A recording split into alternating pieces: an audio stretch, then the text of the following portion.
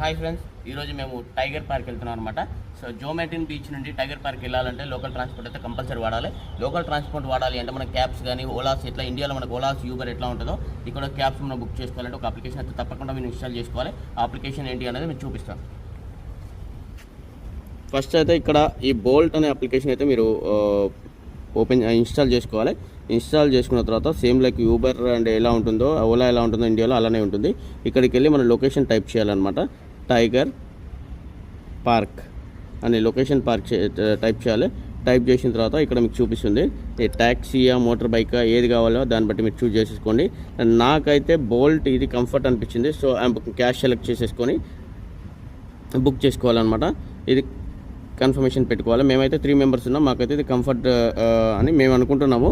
So that's all. మనం book చేసిన cab అయితే వచ్చేసింది.